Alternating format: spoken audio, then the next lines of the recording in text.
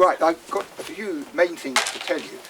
Firstly, that we have about 135,000 pieces of clay in the British Museum with cuneiform inscriptions. And it's the most extraordinary thing because all aspects of life, once writing was discovered, are represented. And a big slew of it is to do with magic, so to speak, and medicine, and divination, and religion, those areas of humanity which were not all blurred in their world as they aren't in our world. And among all those, there is quite a large sprinkling of things to do with ghosts. So I decided eventually it might be quite fun to write a book about them, largely because I discovered that if you look in books which are supposed to be reliable, firstly they're full of complete commercial guff and nonsense.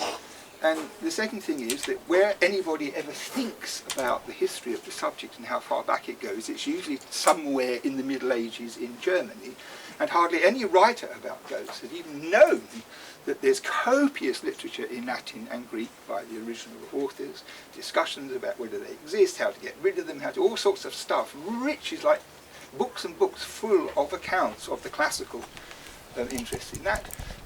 And then before that we've got ancient Mesopotamia, which is my area, round the edge with little bit of niggly, small and rather uninteresting stuff from Egypt, which is not worth mentioning, because the Egyptians spent all their time waiting to die and thinking about it, and they had hundreds of heavens and hundreds of gods and anything, but there's nothing interesting as far as I can see in any of it. So I decided that the Latin and Greek had been done better than I could, and the Egyptian wasn't worth doing at all, so I would content myself with the Mesopotamian resources. So they cover about 3,000 years of time, and it is quite extraordinary, the wide panoply of topics which under the heading of ghosts are conveyed by these cuneiform tablets. So their basic belief system about the whole matter is of course familiar to everybody because it's a prevailing thing. Firstly, when people were dead they were buried, bang, and they went down to the underworld and they were supposed to stay there. That's to say, the body rotted there and the spirit of the person was supposed to go down to the Netherworld and stay there quietly and get on with the miserable existence that was there. That was the plan, and when people died there was a series of rituals to seal everything off so that there'd be no trouble. So most ghosts, or the spirits of former human beings in Mesopotamia, stayed in the underworld and got on with things. There was no television, the diet was terrible, and altogether the social conditions were less than happy, and sometimes the ghosts decided they were going to leave because, frankly, from the descriptions, I wouldn't stay there either. And another thing which prompted them to come back to the world was if they died in a horrible way, for example, in a fire, or being thrown down a well, or run over by a chariot, or in childbirth, all those sorts of things, where the departed had been put away for where they're supposed to be, with some unfinished sense of business in their lives that they couldn't rest. So this is a very common thing as well. And another factor which was very important in Mesopotamian circles was the following, that people who lived in a big house, and when your sons married, the daughters came, and then in due course they all had lots of children, and it must have been an absolutely ghastly thing with all the bloody children running around screaming all the time. I never would have settled for it. But the thing was, the dead of the family very often were buried under the ground of the central courtyard in a corbelled vault or something like that, and they were there. So another analogous thing that comes out of this, that when people do are unrestful, they do come up to the earth and torment people, they usually centre on the places where they were in their lives before. So all those features are kind of intelligible, and the job of the oldest son also was to make offerings of drink and stuff like that, food for the ghosts, to keep them happy, and if they didn't do it, if they forgot or they put it off or something like that, then the ghosts would get irritable, and then they get very irritable, and they come and pull your hair, and then you'd have to get rid of them. And this is one very remarkable thing that comes out of working on these texts. There's a sort of philosophical line in a piece of kind of poetry which says that the ghost is the spitting image of the person.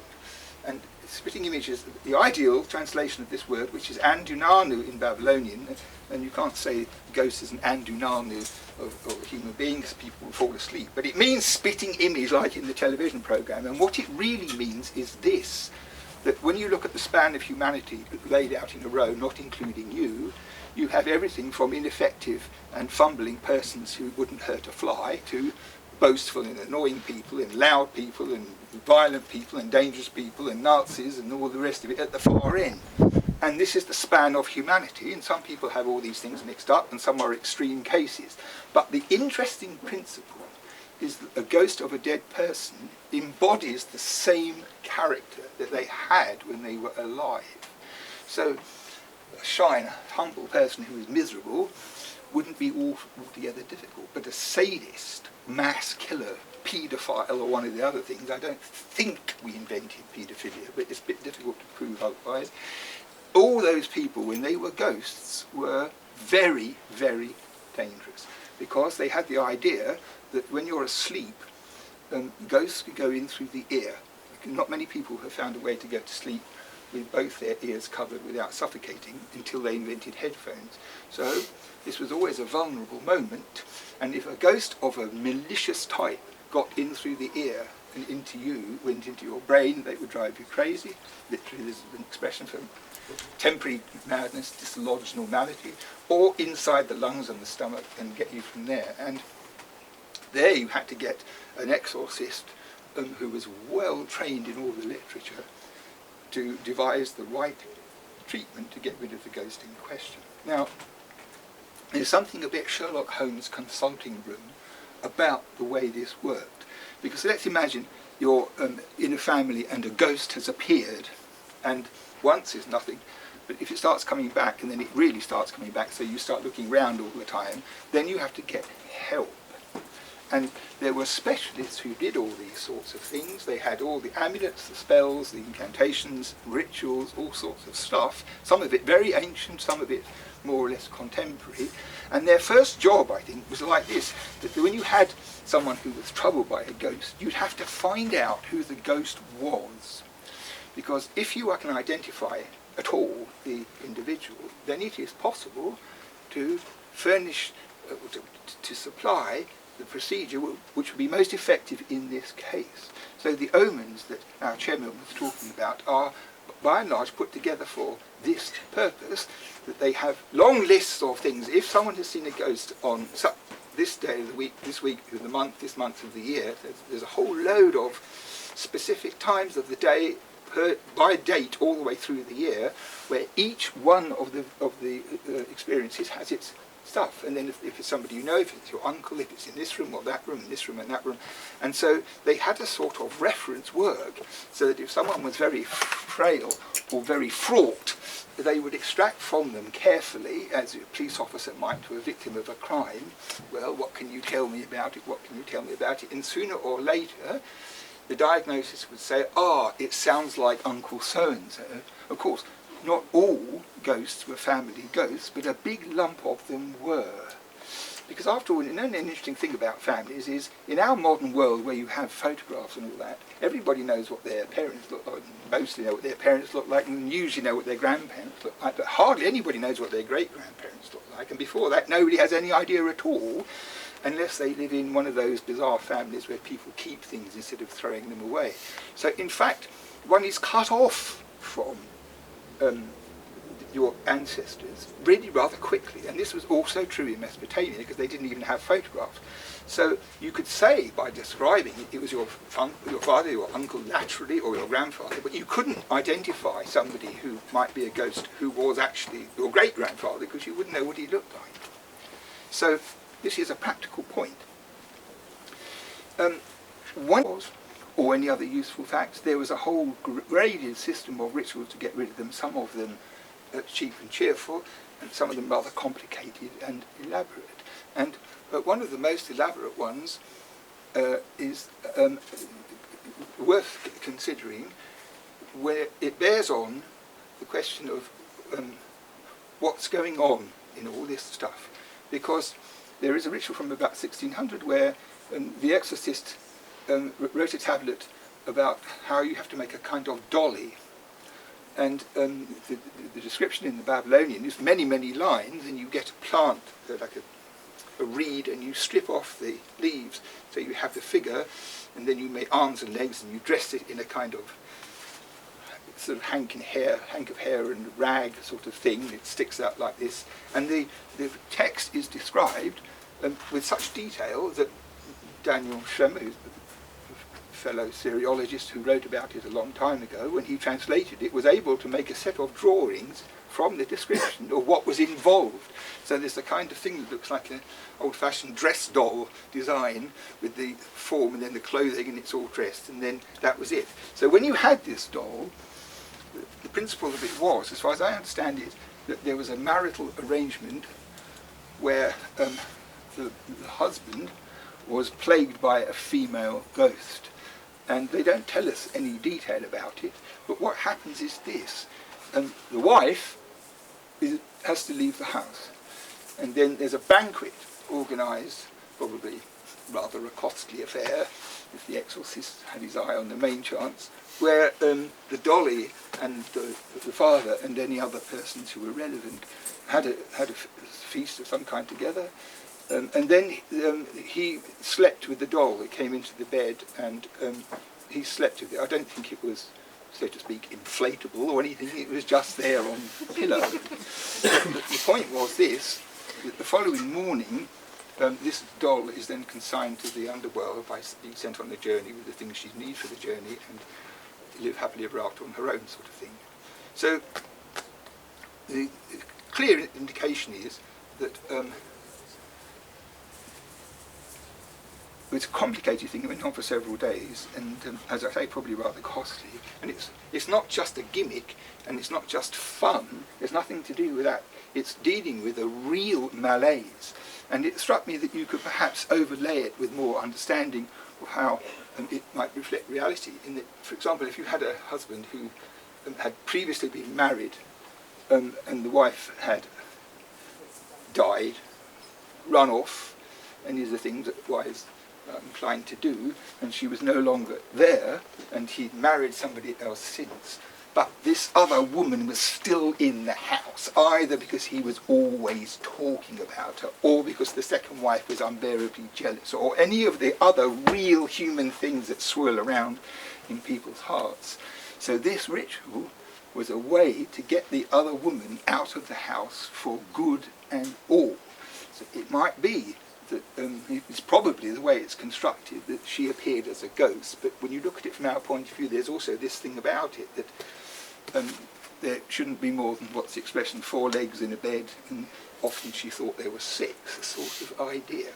So the thing is, these texts are very dry and very straightforward, and some of them are very predictable, but some of them are very quirky indeed, and there are 2 ways of looking at this stuff, which is you have a microscope with a very, very long pillar, and you look at it dead on a desk in the British Museum or some other worthy institution, if there are any other worthy institutions, and the whole thing is a matter of grammar and interpretation of the words and scrupulous scholarship and everything. And what usually happens with all this material is that's where it stops.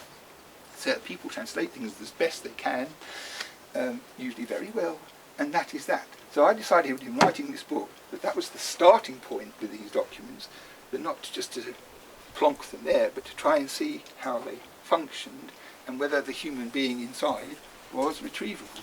And what disconcerted me beyond any measure were several things. One is this, that in the modern world, as you probably know much better than I, human beings fall into 3 groups. A, or 1, people who have seen a ghost. 2, or B, people who, or in other words, who believe in ghosts because they've seen a ghost. The second group is people who don't know, who can't make up their mind. And the third group is people who don't believe that people ever see ghosts, and people who say they've seen ghosts are lying through their teeth, and I'm a scientist, so bugger off. So these are the 3 options that are presented to the modern ghost investigator.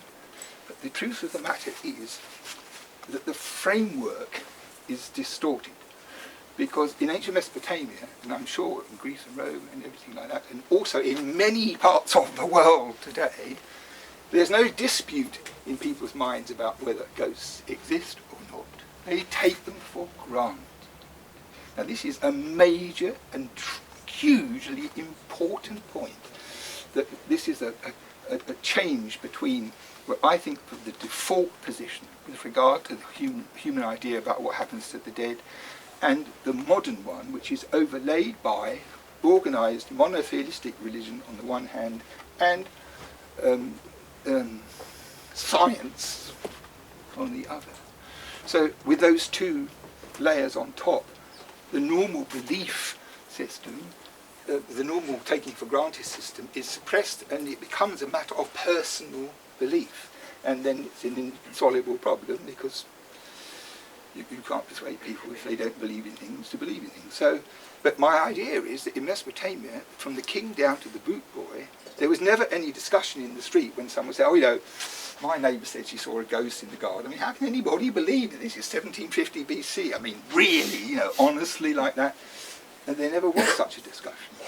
Because from the king downwards, everybody knew that that is how the universe worked, and sometimes the dead came back, and sometimes it was a big problem, and sometimes you could deal with it just as a matter of state. Because when the king of Assyria conquered Elam in Persia, the first thing they did was to run through the palace and empty out the sarcophagi of the preceding royalty of the Elamite family and scatter them to the winds, so that their ghosts, who obviously still had a bit of adherence to the skeleton upstairs, would roam unsatisfied forever. So if you have this idea that we are different in that respect, it is not such an extreme matter. So, for example, there are huge swathes of the globe where this still prevails. I mean, it would be a very stupid person who was an anthropologist who went into a village in India, anywhere in India, with a notebook and said, well, I'm here to talk about ghosts because I don't believe in them. Do you really? Or something like that. And you might be there for 3 months while people told you everything they'd ever had happened to them about ghosts in their family and their neighbours and their ancestors and all the rest of it. Because it's not a question of whether, it's a question of when. So I think this is an interesting thing, because the Assyriology is the oldest writing we have. So you can start the story more or less about 3000 BC, but the actual human backdrop that it reflects, in my mind, is unchanged in everywhere except the pompous places like Manhattan and London and New York, where everybody thinks they're the most advanced of the species and they know everything, and that everybody before them is stupid, when it's just the opposite. So I'm very fascinated with this whole topic, because I've never seen a ghost, and lots of people in the British Museum have seen them regularly. It's very irritating to me, because it's full of stiffs, as you can imagine. It's the ideal place, but I have never seen one. So I wrote this book, and I found lots of interesting things. And another principle which I printed in there, which is undoubtedly going to get me into big trouble, is this, that when people die, they smell bad. So they are buried as fast as possible, and among the Semitic tribes of the world, they do it the next day, if possible, even today, for the same reason. So you bury the body, but animals bury bodies. And anybody who's ever seen an elephant, with a dead elephant from their pack, covered with leaves, with their trunk like that, and they come back a week later and they stand over it and talk to it. I mean, it's the most amazing thing. You know, all the elements that make human beings so proud of themselves need to be dismantled one by one. And watching one of those elephant mourning things really makes you think about the difference between, about the difference. Anyway, I forgot what I was going to say. What was I going to say? Hold on, I had some gin.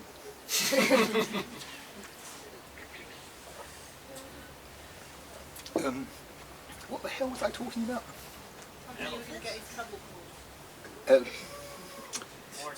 I was making a long and complicated point, which is evaporated in a puff of smoke. Yes, the wider issue. Oh, I know what it was. It was this.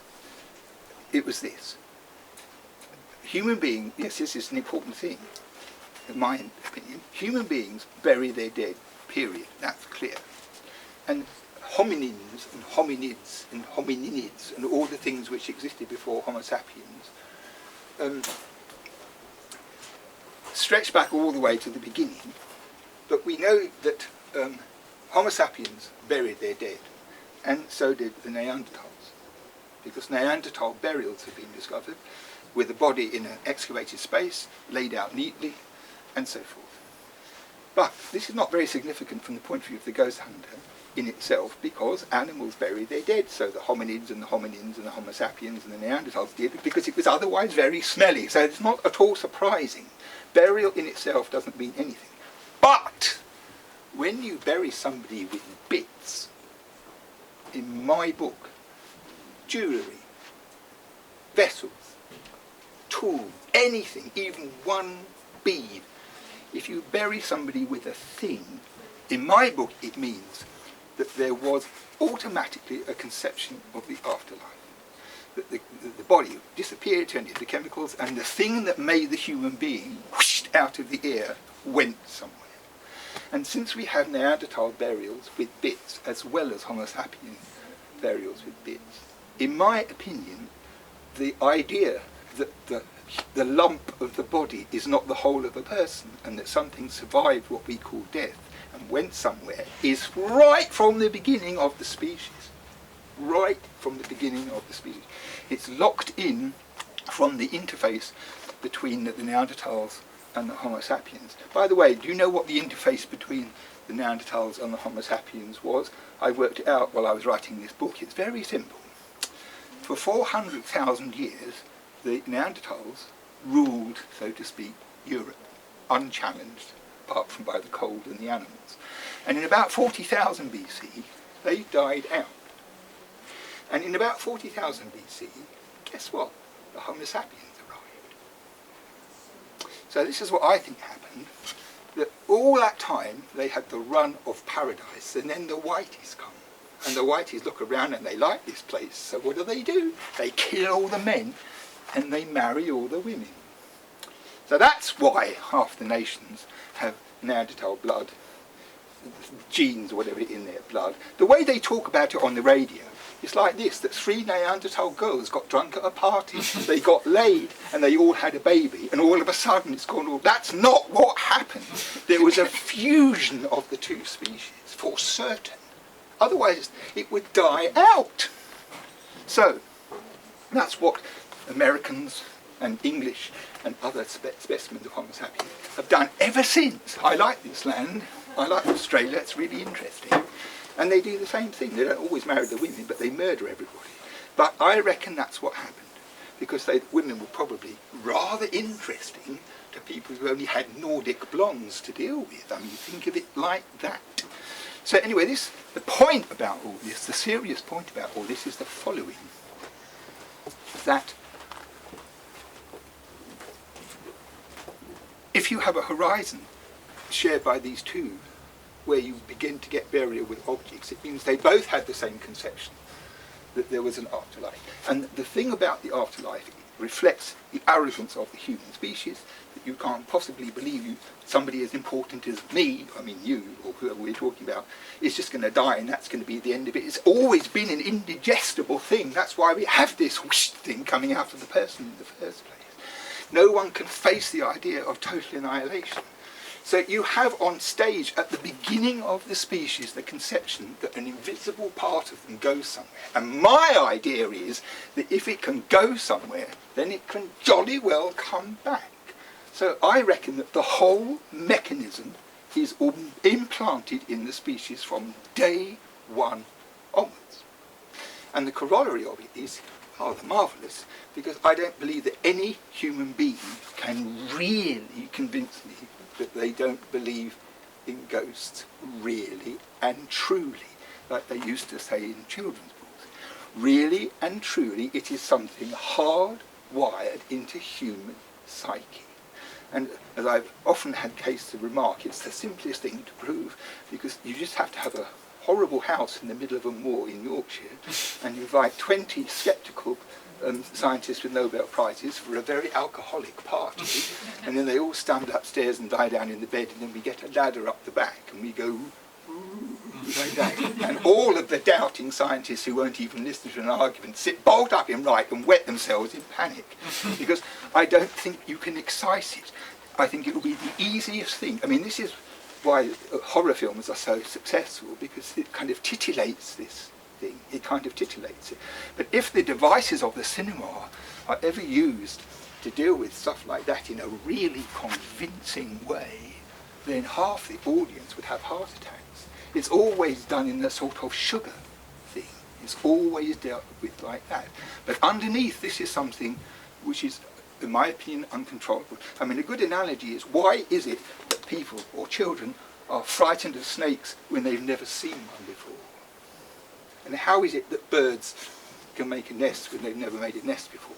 Everybody knows that things are transmittable, whatever the means it is. It's absolutely certainly the case. And I think this is part of the human psyche, is to do with the fate of an individual and so forth. I mean, look, if you have the misfortune to lose a member of your family, and a member of the clergy comes to the house and says, well, your dad's up there, you know, his spirit's in heaven and all the rest of it, they refer, without any abashment whatsoever, to the idea that something survives of a human being after death. In fact, all religions believe that something happens after death, and clergymen all over the place talk about the spirit of the person that comes out and goes up, or in the old days used to go down. It's a core belief. This is a core belief. And the same people will say, well, we don't believe in ghosts, it's a superstition from before, you know, don't worry about it, it will go away, and all that kind of thing, although some know how to do exorcisms. Now, this is the interesting thing. What would it be? What would it be like, say, if the clergyman's spirit and the ghost of the ghost hunter or the ghost scholar was the same thing? If we say one equals the other, and then we say the following, that the one that the clergy talk about are spirits, because we can't see them. And the ghosts are exactly the same thing, but we, or some people, can see them. So you have a system which is totally simple and completely devoid of trouble. That the shared belief is the same, and you have the whoosh thing that goes somewhere, and according to some people they see them around, and according to other people they don't, but they refer to them as if they have. And at the same time they say ghosts don't exist. It's a very strange paradox that such a messy thing can go along in this kind of way, overladen with the scepticism of scientists who say, I don't care what you tell me, I will never believe in ghosts, which is a kind of demonstration of totally unscientific thinking, is it not? So, that's my opening sentence. Are there any questions? I mean, I don't know, I have to have a little glass of water. Yes?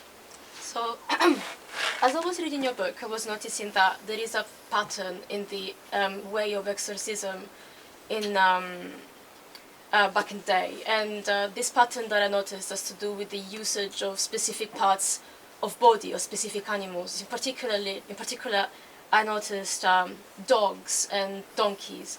I'm wondering why. And then my second question is another element that I've noticed in the book, which actually this is a question that comes from my colleague Hugh as well upstairs. This question is always to do with the way of exorcisms and the way in which it was conducted. And herbs are used into these exorcisms. And one of the ones that was often mentioned is, oh God, what was the name of that herb that we have upstairs? Sage. No, the other one. Is it juniper? Juniper. Yes. Why juniper of all the herbs, and why dogs and why donkeys of all the animals? Because I suppose that there used to be other animals as well. Of course, they had a whole ark full of animals, if you remember. There were lots of those. Well, juniper is used in censers for the smell in many different ways, not only in exorcism, but also in medicine and in other things like that. So it's the smell of it, which is why it's utilised. I haven't got a really good answer to these questions, but it's one of the staple things that are used by exorcists and people who deal with plant healing and all that. It's part of their common repertoire. And dogs and horses, or donkeys, I mean, I don't know. I don't know. It's one of the perfectly reasonable questions where we need the time machine. And which the trustees have ordered from the research lab. But it's been a long time in the preparation of it. But when we get a go, we can open the door like Doctor Who, ask somebody. I mean, that would be the helpful thing, because I can't at the moment think of anything that would explain it. Oh, well, I think it might be because they're so domesticated that the dog is kind of so in tune with the human that it would automatically think it would be available. Just It might be that, but there are also ferocious mastiffs and savage dogs, and I mean, I think the dogs that people had in their estates were probably only controlled by the master. They were unfriendly to keep people out and all that kind of stuff. I don't know. I don't know. I mean, it's a question I can't answer. The other thing is, if we do invent a time machine, the Egyptian department will get first crack at it. For sure. It's really depressing. Hello, yes? My question's similar to the first one. In the course of your research, did anything kind of jump out at you of any sort of patterns or changes in either the content or the way that we interpret ghosts over time?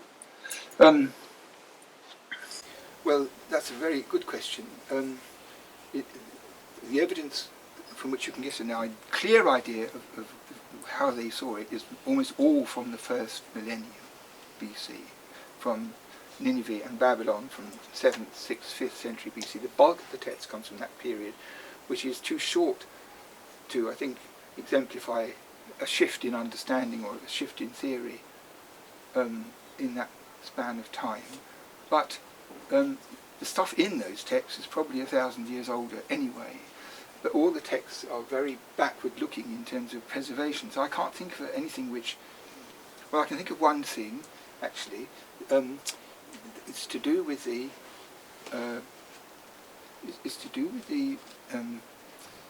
business of ghosts attacking a sick person or a sleeping person and trying to get in their ear. And there's a beautiful drawing on a tablet. You have to make a king on a throne out of clay about this high with his sceptre and orb, and he's a kind of sage, and this is plonked at the head of the bed. And then next to him there's another figure made of clay, which is of a woman with hair like in the 1960s American films, and in the drawing her hands are out like this, and she's fixed on a pole.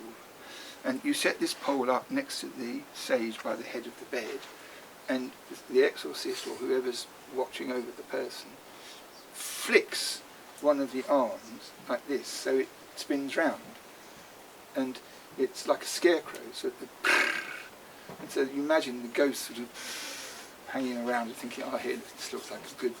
And they would be frightened away by the sudden noise of this thing, just like a scarecrow. So that's it sticks out a lot, this text, because it's so remarkable and imaginative and exotic, and yet on the other hand very straightforward. And I don't know whether that's a remarkable thing in itself, or whether there were loads of such things and we only have one. This is another difficulty. I put in everything I could to show the picture of what they did and why. The best thing propelled the British Museum into an unusual kind of fame, very briefly, because one of the texts that has a drawing on it is the consequence of an exorcist having a surgery to establish. And there was an old man who was the ghost. And what you do, the drawings here are exact drawings, and you have to make a picture of the ghost, which is an old man with a long beard, and he's standing like this in the drawing with his hands tied in front of him, and leading the rope there is a woman with a very straight back and a shapely figure walking forward, holding the rope, so she's pulling him along. And it's clear from the ritual that the process was that you made these two figures, and that the tall old man was the ghost, who was Uncle Henry, and the diagnosis was that Uncle Henry, when he was alive, was a bit of a womanizer, I imagine, and never went long without female company, and found himself in the dank halls of the underworld and started thinking, this is not really good enough for me at all, and started coming back. So they thought they'd furnish him with a figurine of a tasty female, and they would go back down to the underworld together and live happily ever after. So that is a sort of human comic but also highly elaborate and complicated thing that is involved in this ritual, and the drawing is an extraordinary standard. But the thing is, this tablet is in the Guinness Book of Records. Why? Because it's the oldest picture of a ghost in the world. Because the drawing says it's a ghost, and there's no doubt about it. So the gentleman who runs the Guinness Book of Records came to see the tablet, most impressed. We had a good look at it, went away, and they did research on rival claimants to the title of the oldest drawing of a ghost, and the only thing they could furnish, and it didn't really carry a lot of weight with me, was somebody said that in France they'd seen a ghost of a dinosaur. The thing was that we couldn't furnish a picture. See, so I thought we smiled politely about it. But this tablet is in the Guinness Book of Records, and in my department we have a certificate from them stamped that this is the most famous tablet in the world. It's rather exciting. There's only part of it left, and also the person who dug it up didn't realise it. There's two gouges of a trowel right across the face of it where the drawing is. But it survived, and it's very delicate, and we filled it in with a computer. So there's the actual tablet, and then you can see the lines. But it's very skillfully drawn. So I think having done all this, that my feeling is that the people of ancient Mesopotamia are not markedly different from people who live today. That there's no way you can say they were more this or less that. And they had the same range of stuff, as I said, as described in this tablet. But I think it's an important thing, because if you have this idea, you can't help but talk about these long, dusty dead with a sympathy. And their life, to me, is not just a matter of archaeological text stuff. It's I can imagine all of these houses and what it was like, and people passing from irritation to annoyance, and then huddling and all that kind of thing. Yeah.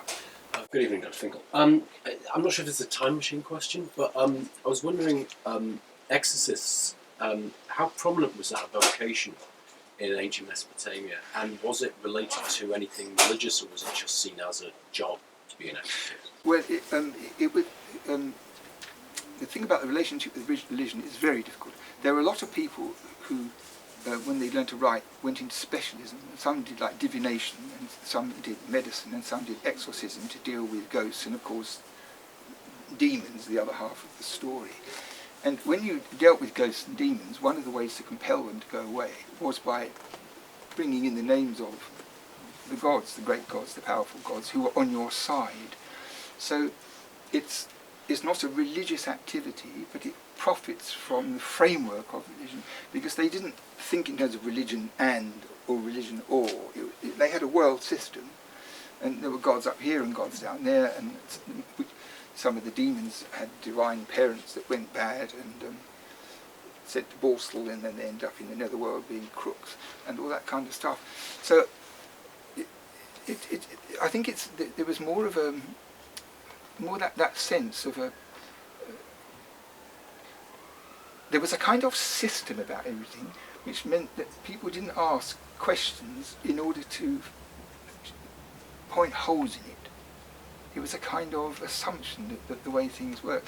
So it's a characteristic of the Mesopotamian mind, even at its most intellectual, that they never produce syntheses of data, which leads to the distinction between religion, philosophy, thought, and so forth, like in Greece. They never produce any syntheses. So we don't really know whether they thought like that or not. That's quite an elusive thing. Yeah. I remember reading somewhere, and I can't quote it, that in ancient Egypt the priests could see ghosts and ordinary people couldn't. And one of the reasons why we don't see ghosts is because it could drive us, make us find things, become insane. In terms of kind of differentiating what's real and what's not real in the material. You mean in Egypt or in our lives? Well, in both really. And I'm just wondering, in this realm, if people took magic mushrooms to see ghosts, or if it's just the priests who could see them, or if everybody was seen if they were common, or was it just like the elite, where they removed from... I would say any time any priest says that something that only they can do and nobody else can do, I don't believe a word of it. I think they're all liars anyway. So.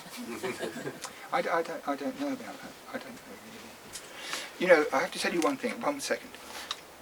I went to a literary festival a few weeks ago, and I just talked about this book, and afterwards we went out for dinner in this Indian restaurant, and we were having a lovely time. And this lady who worked for the thing came round to me and said, "You said in your talk that lots of people have seen ghosts and they never tell anybody," which is true. And she said, "Well, I saw one when I was a teenager." "Aha," I said, putting down my knife and fork. So she told me this. It was in the summer, one evening, about 5 o'clock, something like that. She was in her bedroom looking out the window, and she saw her grandfather walk across the lawn. And the remarkable thing about it was, of course, that he was dead. So, rigid with shock, she ran downstairs into the kitchen, where she found her mother, with her chin on her hands on the windowsill at the sink, looking out in the garden. And when she went in the kitchen, her mother said, before she said anything, "You're never going to believe what's just happened to me. I saw my father in the garden walking across the lawn." So that is a pretty interesting statement if you are prepared to conceive either that she didn't just make it up, or B, that she didn't recognise her own grandpa, or all the things that people, "Oh, well, it must have been a funny light, it was probably the milk," and, you know, all that kind of rubbish that people say like that. Because the perception is that people who talk about ghosts are all liars, they're all liars, and all the things they say are lies. But when you look at it on a global scale, it is incredible what is shared between all these narratives. In the back of this book, I wrote my final chapter about the whole matter of seeing ghosts, because I thought anybody who reads this book who's seen a ghost and never told anybody, or feels shy about it, or knows that people will laugh at them, it's an encouraging thing. When I wanted to publish this manuscript before I wrote it, I had this meeting with Hodder, publishers, and it's very intimidating because there's about 8 of them and 1 of you. And so I explained what I wanted to do about it, and I said I thought it was a rather interesting matter, that people never talked about this really, apart from twerps on television. And I said this: you have a dinner party, say you invite 12 people for dinner. You can try this yourselves for an experiment. We'll say the cheese stage, something like that, a new bottle of wine. You can launch out and say, "Oh, I went to a talk this afternoon by this idiot from the British Museum who thinks everybody believes in ghosts," you know, all that kind of stuff. How pathetic is that?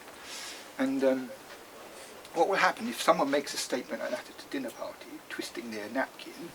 After a while, someone will say, "Well, you know, it's a funny thing. When I was a student, ... And then somebody will say, "Well, actually, that's, you know, my aunt told me when she was..." And out of 12 people, 8 will either have seen a ghost, or think they've seen a ghost, or somebody close to them, a relative or a friend, who would have no possible motive for inventing or lying about it, has seen one. And I reckon that's about right. That's about right. So that's a lot of persons. And well, I think it's interesting. And I still haven't managed it. In our department, we have this early Victorian library with 3 stacks of books, circular bookcase, very, very beautiful room. And at the top, on the right, several people in my department have seen this ghost. They say it's up there, and I've been there after dark. I went in there without putting the light on, slumped down by the wall, waited like that, you know, not a sausage. It's really, really annoying. So, sorry, you wanted to ask me if I was rabbiting on. So, yes. You mentioned how past cultures, and this was just taken for granted. And I was wondering, in your research, professionally, or just your personal views, in this modern, beyond era, do you have any views of having maybe a little more respect, maybe like for the reality of ghosts? I spoke quite passionately about it, so I just wondered if there's ways of being more respectful of some of these realities that we just take for granted. Well, I think this, that with appraisal of any evidence that comes from the past, whether it's in this area or whether it's to do, say, with the Greek historians, or anything where you have them describing things that they think they know about for the future. I don't think they ever told lies, and I don't think they ever manipulated the truth. I think they tried to account for things as best they can. So I think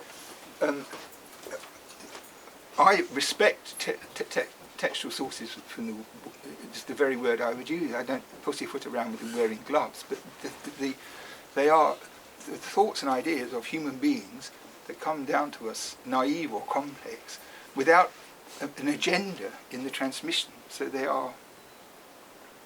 like gramophone recordings in some way. The voice is, and you could hear someone singing in 1910. It's a bit like that. And so if you got the impression I wasn't respectful of them, I don't know if that's what you meant, but I am deeply respectful. I mean, it's marvellous to work with these things. It's extraordinary. The opposite implication, it seems that you are, and I was just wondering if you have a few examples of encouraging respect for something that kind of research, I suppose. Well, it's a difficult thing with anything to do with the British Museum. You might say. Any other questions? Yeah, over here. The first one you slightly brush upon on your efforts of actually looking for a ghost. I wonder if, in scientific terms, you also brush on that slightly, but so thinking about the scientific method, that starts with the observation of phenomena. Yeah. So what do you think science is missing? What is science not looking at to then start their scientific process and eventually kind of try and explore this area of life that they seem to kind of not care Well, some of course have devoted their lives to trying to find out about it. But one of the pitfalls, it seems to me, is that it's a maxim of science, is it not, with an experiment, that something has to be repeatable in order to produce from it data. Well, that's a funny thing to apply to this subject.